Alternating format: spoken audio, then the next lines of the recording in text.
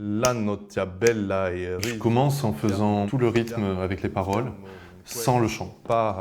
Qu'il soit soliste ou bien choriste.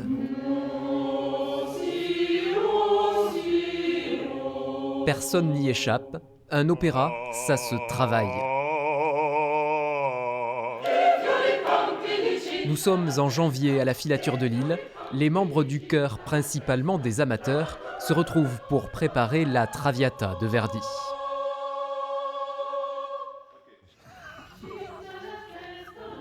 C'est casse-gueule.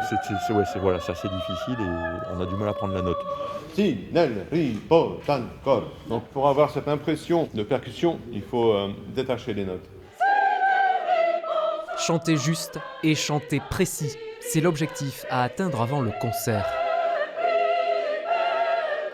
Il y a parfois un peu de savonnage, un peu des S qui démarrent trop tôt. Et ça, donc, il faut être vigilant parce que comme ils sont à 48 à chanter dans le même rythme, s'il y a un S qui démarre trop tôt, pour une personne, ça s'entend. Une précision d'autant plus délicate que le texte n'est pas en français, mais en italien. Vous êtes bilingue français-italien ? Non, pas du tout. Comment vous faites alors ? Allemand. D'abord c'est à l'oreille, puis quand même quand on a fait un peu de latin et puis des langues anciennes, et puis un peu d'espagnol, voilà. On se débrouille. On se débrouille. 1, 2, 3, 1.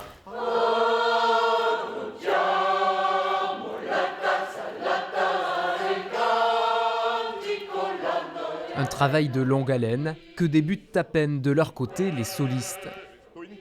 Le baryton basse Hugo Santos apprivoise depuis quelques jours sa partition. Périgourdin de naissance, il a été sélectionné pour le rôle du baron, qui l'attirait particulièrement.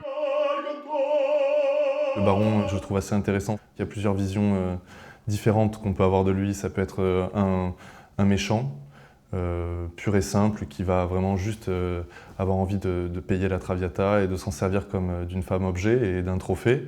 Mais il y a aussi le baron qui peut être amoureux et qui en fait est prêt à tout pour l'avoir, même s'il faut payer. Et du coup, c'est quand même un autre état d'esprit, une autre façon même de se tenir en scène. Une nuance qu'il faudra évoquer à partir du mois de mars avec la metteuse en scène.